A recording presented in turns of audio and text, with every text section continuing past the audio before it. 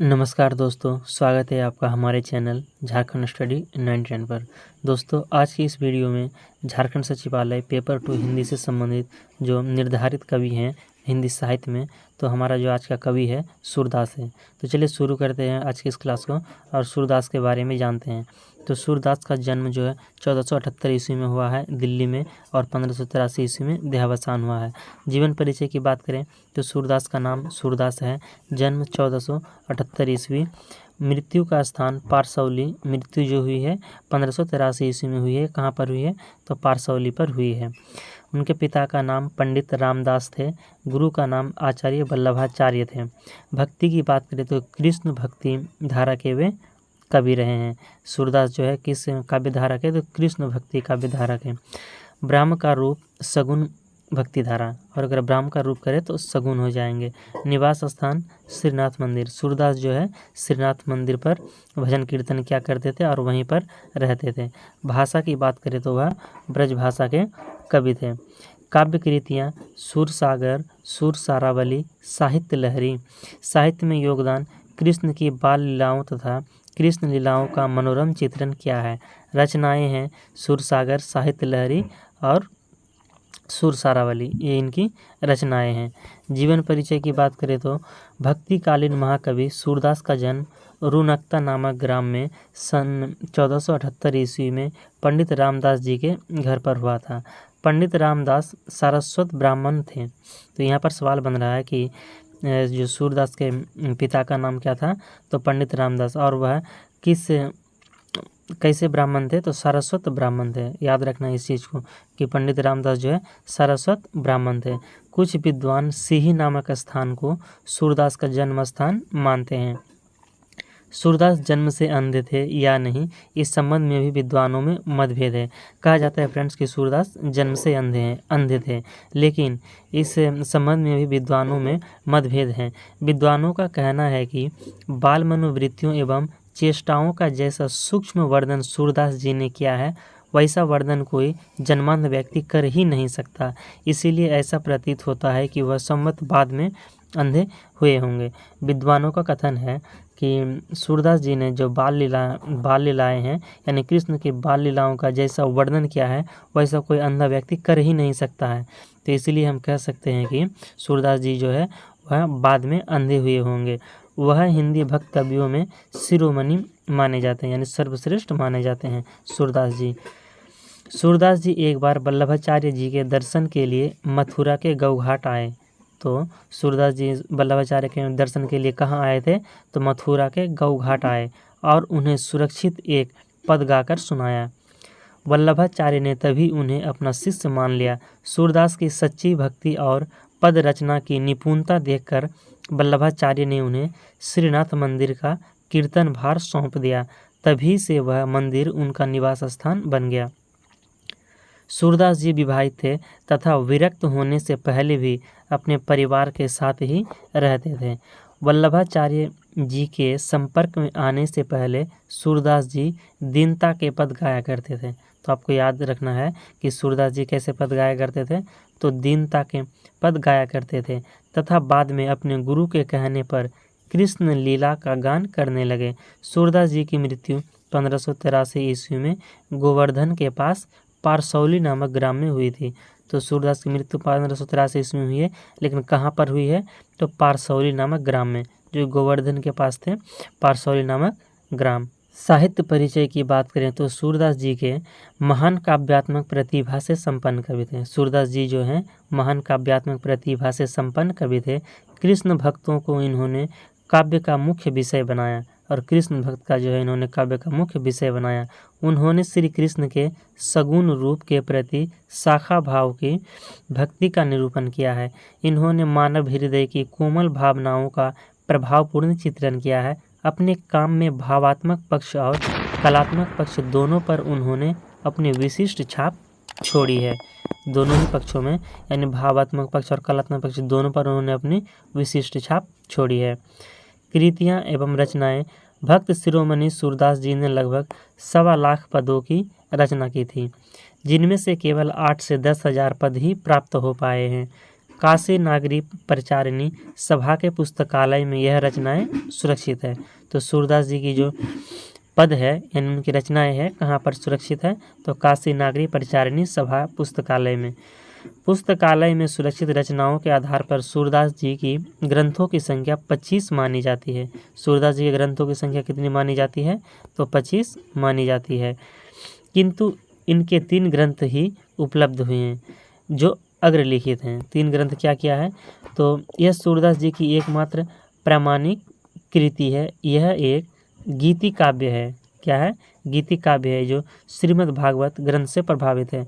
इसमें कृष्ण की बाल लीलाओं, गोपी प्रेम, गोपी विरह, उद्धव गोपी संवाद का बड़ा मनोवैज्ञानिक और सरस वर्णन है। साहित्य लहरी, सूरसागर और सूर सारावली, 3 जो संवाद का बड़ा मनोवैज्ञानिक वर्णन वह क्या क्या है, तो पहला हो गया साहित्य लहरी, सूरसागर और सूर सारावली है। श्री कृष्ण जी बाल छवि पर लेखनी अनुपम चली। श्री कृष्ण जी की जो बाल छवि पर लेखनी अनुपम चली।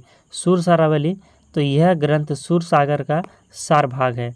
सूरसागर का सार भाग क्या है, तो सूर सारावली है, जो अभी तक विवाद इस पद पर स्थित है, किंतु यह भी सूरदास जी की एक प्रामाणिक कृति है।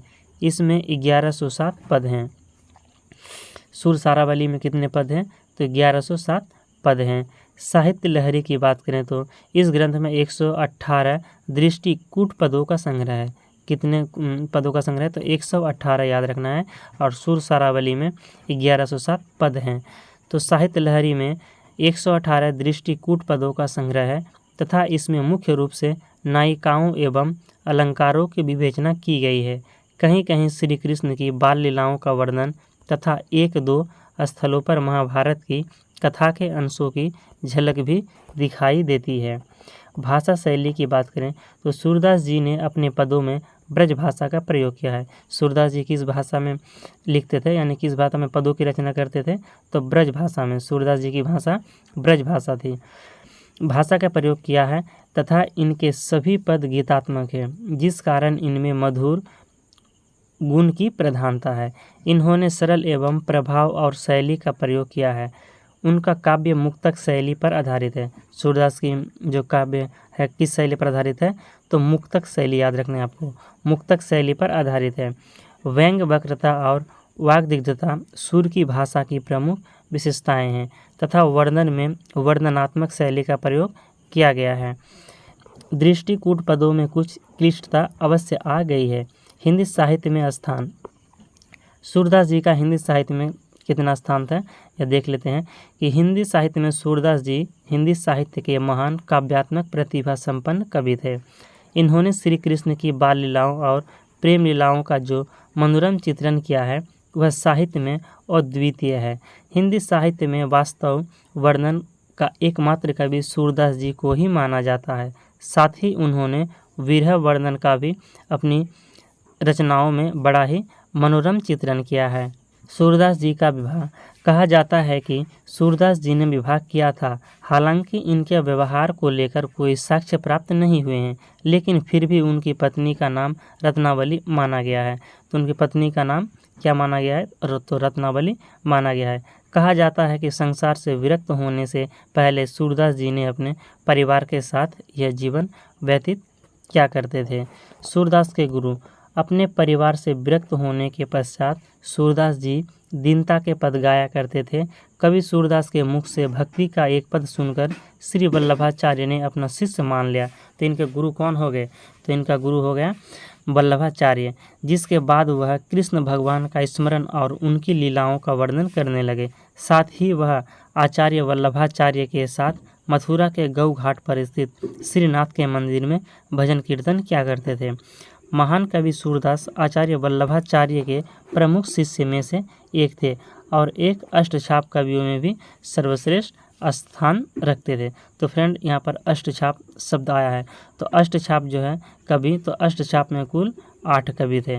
अष्टछाप में कवियों की संख्या कितनी थी, तो 8 थे और उनमें से जो एक प्रमुख थे तो सूरदास भी थे। आपको आगे के वीडियो में आगे क्लास में पता चलेगा कि अष्टछाप में कौन कौन कवि थे। अगला है श्री कृष्ण गीतावली। कहा जाता है कि कवि सूरदास ने प्रभावित होकर ही तुलसीदास जी ने महान ग्रंथ श्री कृष्ण गीतावली की रचना की थी और इन दोनों के बीच तब से ही प्रेम और मित्रता का भाव बढ़ने लगा था सूरदास और तुलसीदास में। सूरदास का राजघराने से संबंध कैसा था? तो सूरदास जी जो है महाकवि सूरदास की भक्ति में गीतों की गूंज चारों तरफ फैल गई थी, जिसे सुनकर स्वयं महान शासक अकबर भी सूरदास की रचनाओं पर मुग्ध हो गए थे, जिसने उनके काम से प्रभावित होकर अपने यहाँ रख लिया था। तो यानी फ्रेंड्स हम अर्थात यह कह सकते हैं कि सूरदास जी जो है किस के समकालीन थे? तो अकबर हो जाएंगे। अकबर शासक जो थे उसके समकालीन थे, यानी उस टाइम के कवि रहे हैं। आपको बता दें कि सूरदास के काव्य की ख्याति बनने के बाद हर कोई सूरदास को पहचानने लगा। ऐसे में अपने जीवन के अंतिम दिनों को सूरदास ने ब्रज में व्यतीत किया, जहां रचनाओं के बदले उन्हें जो भी प्राप्त होता उसी से सूरदास अपना जीवन बसर किया करते थे। सूरदास की काव्यगत विशेषताएं। तो सूरदास जी को हिंदी का श्रेष्ठ कवि माना जाता है। उनकी काव्य रचनाओं की प्रशंसा करते हुए डॉक्टर हजारी प्रसाद द्विवेदी ने कहा है कि सूरदास जी ने अपने प्रिय विषय का वर्णन शुरू करते हैं कि सूरदास जी अपने प्रिय विषय का वर्णन शुरू करते हैं तो मानो अलंकार शास्त्र हाथ जोड़कर उनके पीछे पीछे दौड़ा करता है और उपमाओं की बाढ़ आ जाती है और रूपों की बारिश होने लगती है। साथ ही सूरदास ने भगवान श्री कृष्ण के बाल रूप का अत्यंत सरल और सजीव चित्रण किया है। सूरदास जी ने भक्तों को श्रृंगार रस से जोड़कर काव्य को एक अद्भुत दिशा की ओर मोड़ दिया है। तो सूरदास जी जो है श्रृंगार रस को यानी श्रृंगार रस से संबंधित सूरदास रचना किया करते थे। साथ ही सूरदास जी के काव्य में प्राकृतिक सौंदर्य का भी जीवंत उल्लेख मिलता है। इतना ही नहीं, सूरदास जी ने काव्य और कृष्ण भक्तों का जो मनोहारी चित्रण शुद्ध किया वह अन्य किसी कवि की रचनाओं में नहीं मिलता है। तो फ्रेंड्स आज की क्लास यहीं तक रहता है, यानी यहाँ से यहीं पर समाप्त होता है। तो इसका जो वन लाइनर जी क्वेश्चन है आगे के क्लास में प्रोवाइड कराया जाएगा। तो अगर आपको इस क्लास का PDF चाहिए, अगर आप आज के इस क्लास का यानी हमारे सारे क्लास का PDF प्राप्त करना चाहते हैं तो आप हमारे टेलीग्राम चैनल झारखंड स्टडी 99 पर ज्वाइन होकर PDF को आसानी से प्राप्त कर सकते हैं। तो आप टेलीग्राम चैनल से भी जुड़ जाइएगा और PDF देखकर भी आप एक बार पढ़ लीजिएगा ताकि आपको अच्छी तरह से सारी चीज़ें याद हो जाए। तो मिलते हैं नेक्स्ट वीडियो में नेक्स्ट कवि को लेकर। अगर आपको आज का वीडियो पसंद आया तो लाइक ज़रूर कीजिए और चैनल में तो सब्सक्राइब कीजिएगा। मिलते हैं नेक्स्ट वीडियो लेकर बहुत जल्द। जय हिंद।